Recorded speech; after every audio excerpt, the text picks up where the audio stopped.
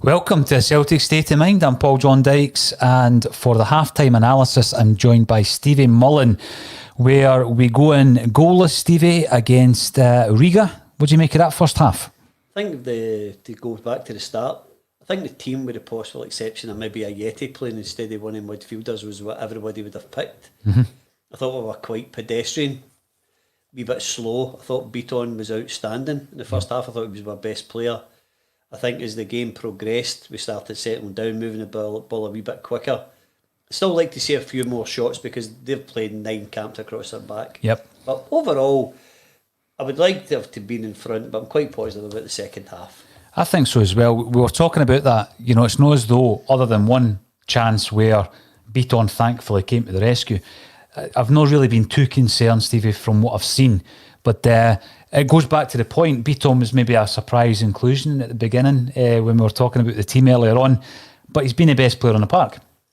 He's just strolled the game. Positional sense is good. Cut out a few interceptions. Looking forward, moving up. The interesting thing defensively is the amount of times that they've interchanged. We've even had Shane Duffy at one time going up the left-hand side of the park. You know, midfield, McGregor and then Cham especially have interchanged 2 or 3 times in the first half. Again, maybe the wee bit of more running power of Jeremy Frimpong will actually help us, you know, just to take us further up the park. Yeah. I think James was doing a lot of good, more defensive work, but he wasn't really getting to the full-back. And if we're wanting to take these guys out in the middle of defence, we're wingers and wide guys have got to take guys on and get the ball in. The 2 biggest points you were making during the first half was to stretch it down the wings, but also just to take a shot. I mean, Beaton did have a chance, maybe a half chance actually, because, you know, he didn't really fully connect with the shot. But the most important thing he done in that first half, 20 minutes in, 3-on-1, Beaton, coolest man in the stadium.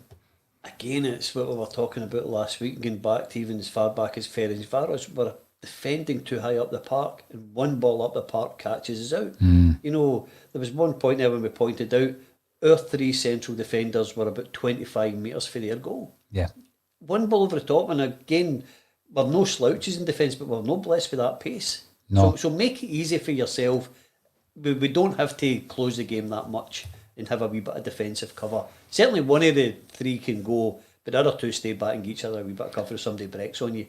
I mean, when I was watching the first 30 minutes, 31 minutes, Forrest gets an injury. It was quite obvious with his hobble off the park that he was coming off.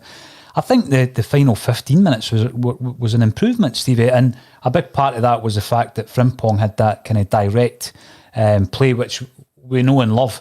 And I've said before that there's definitely deficiencies to his game, but that aspect of it where he's just running at the fullback, that's where you're going to get a chance. I mean, some nice interplay between him and Christie. Christie's getting a bit of stick on the comments that are coming through saying that he's been too greedy. Couple of good balls, couple of shockers from Christie as well. I quite like Ryan Christie. I think he's busy. He might not do everything correct all the time, but he's likely to do something that maybe some of the other guys can't do. Plus, he's got a wee bit more of a free role tonight. The fact he's got the 3 guys behind him, he's playing off the centre forward. I would like to see the second centre forward on just to engage their 2 centre backs, you know, so then they've got somebody each to look at. When Eddie's getting the ball in the first half, there's 2 and 3 guys round him all the time, because there was one time pointed out there was 9 of them camped across an 18-yard box. Yep. So if they're there and you can't play through them, have a shot, which Encham done. I think it was at 35 minutes, and the goalie's made a good save. So have a wee shot. You never know, can take a deflection, anything can happen. I think that's probably the chance of the game. Encham with his strike after 35 minutes, like you said, Stevie. But quite frustratingly, once again, every time Edouard gets the ball, the ball sticks to him, but there's 3 men round about him, and that's a difficulty because it looks as though he's having a bad game, but there's nowhere for him to go a lot of the time, you know. And what he's looking for at that point, I would suggest, is maybe a partner, maybe a strike partner. Do you think we'll bring on a Yeti to partner Edouard up there? If a Yeti's there, one of the 3 guys that's on him has got to take care of a Yeti. Yep. You know, if he's a focal point, if a Yeti comes on, I would imagine he's going to be the focal point. So he's going to engage with other centre backs. Even allows Eddie to come back maybe even 5 metres to pick up the ball and drag some of the guys out. Ryan Christie wants to do it. He wants to take them away out. Eddie would do it more central. Keep your wide guys, but Then you've got a pass and then they can all go to the box. If they're in too early, it doesn't work. I would like to see the second centre forward coming on. I think so. I mean, I'm looking at Christie, and obviously my biggest kind of criticism of him this season, because he is a player that I admire as well, has been from the corner kick aspect. We bring in Duffy, and we're talking in the first half, he was the answer to what we were asking for. We wanted that imposing defender who maybe isn't the ball playing defender of a Chris Ayer or a Julien. You pointed out earlier, interesting enough, same age as Julien. So you look upon Duffy as being the finished article, and you think the other two guys are still developing, but Julien is the same age. But unfortunately for me, I don't think Duffy's having a great game. He's given away possession a couple of times. And Christie, in terms of his set pieces, you know, they're the two that I think could make the breakthrough if they're still on in the second half, and Christie might be the guy that gets changed for a tactical move. I think we were turning the screw when Frimpong came on. I think the last 15 minutes of that first half were positive. But, we're going to have to keep that back door closed, because as you say, when you're playing as far up as that, that's leaving us wide open, Stevie. But the point tonight is, this is a one-off game. It's got to be played to a finish.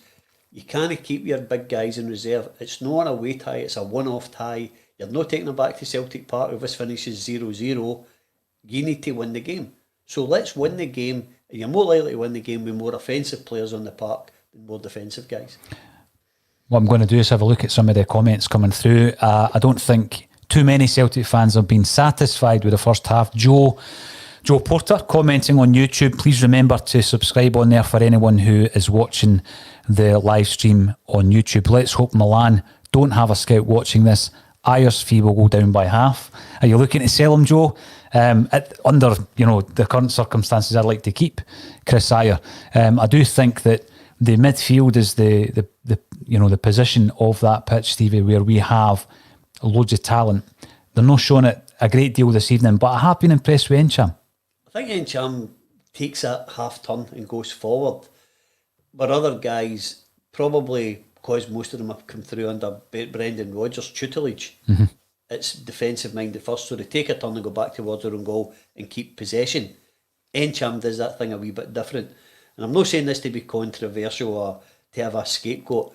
Right now I would take Scott Brown off because he's taken a yellow card for a nothing tackle, and we can't afford to get a man sent off, and that referee looks a wee bit trigger happy. He does. Interesting enough, you can't see the screen when you're making that comment, but it was made at the same time as Boom Boom Coyle came through on YouTube to say that Brown looks miles off it, can't get near any player with a ball at their feet.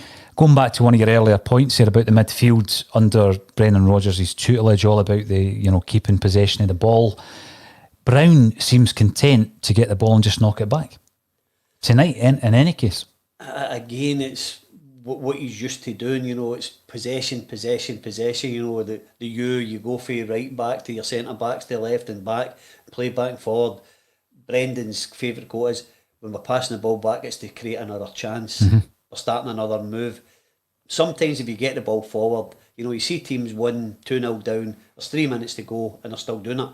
Lump the ball in the box. Just have a break. I'm not advocating we become a long ball team, but sometimes you need to do something different if the way you're doing doesn't work. Yeah, ask a question. Put that ball in, flight it in. Gary Doonan via Facebook. Beaton must be in for a regular slot. He's been the most impressive player in the Celtic jersey tonight, certainly. And he looks so composed tonight. I think sometimes people get frustrated that he's too laid back. Sometimes he brings the tempo right down. But sometimes you require that. That 3-on-1 situation, Steve, it was hearts in the mouth moment in the first half. Beaton was as cool as a cucumber. If he doesn't have that patience and is maybe a wee bit more rash, he takes himself out of the play. He was content to go back and back. Hopefully his teammates would get back to help him. But his positional sense was great that he was able to intercept the ball. Because if you get 3-1, it's very, very difficult to sort of mark everybody and put yourself. But he was able to position himself without making the tackle to intercept the pass. Yeah. Now, follower Celtic, who regularly gets involved in our bulletins, so welcome back via Twitter. Far too much overplaying. Going back to what you're saying there, keeping the possession. Stevie, we need to drive at Riga. Not enough threat. Cham like a headless chicken. I thought Cham played okay in the first half. A lot of nice talents. He's got the ball forward. But we're going so far, and then we're all guilty of just turning back to keep possession, and it allows him to get back into position. take a wee risk. Try a World Cup Willie ball sometimes. You know, if they come off, they're great. If they don't, we've still got enough guys back to deal with what they're going to do in an offensive situation. I would like to see either Elyounoussi or Turnbull coming on, you know, to go. Maybe somebody just running with the ball at them, which Ryan Christie's more than capable of doing, but through the centre, you know, because the referee's giving fouls for absolutely everything. So if you can get them close enough to their box, take a wee knock, say Frimpong's probably too honest, you know, he could have been doing a couple of times there and maybe won us something. Mm-hmm.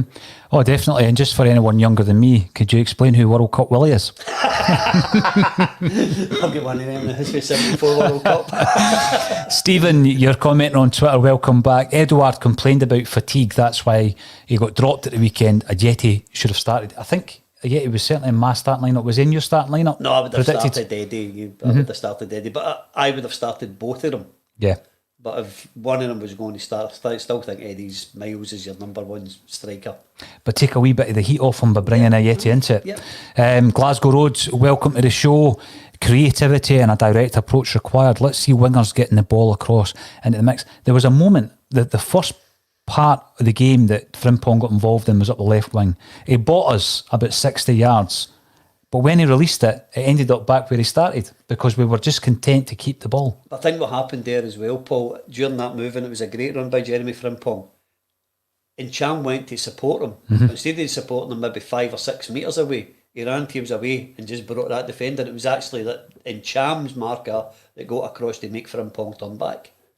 You know, if these guys, like Frimpong or if it's going to be Taylor, get him a wee bit of space, don't go that close to him and try and get him up 1-on-1. If it's 2 and 3, it's awful hard to get the ball by them. Great, if it's going to hit after them, we'll go for a shy. But stay away, just get guys 1-on-1, go by them and try and whip the ball across. Now, I'm looking at the first half. It's not been hugely impressive, but there's not been too much to worry about, Stevie. We both went for 3-0 before the game. What's your prediction now at half-time? I think if we just move things a wee bit faster, and again, you're hoping for a wee early goal, then I still think that's capable. I think that team will tire greatly because of the amount of effort they've come in to defend. And it's always easier and you don't get as tired in possession of the ball than if you're chasing it. It's an interesting point because I think about 25 minutes into the game they were all sweating buckets, weren't they, the Riga players. So I wouldn't be surprised if we did make a change. It would be nice to see Turnbull coming into it. You've got Elyounoussi who can make things happen, but I think Ajeti would be my first change. If we bring Ajeti into the action to partner Edouard, who do we bring off? On that, I would take Ryan Christie off. Ryan Christie's not the best opening half, but again, we weren't too impressed with Brown, but you know, the fact that he's on a booking as well. So let's see how Neil Lennon shakes it up a wee bit, Stevie, and we will be back at full time to look at the reaction of the second half. Thank you all for joining us, and thank you, Stevie Mullen, for joining me on A Celtic State of Mind.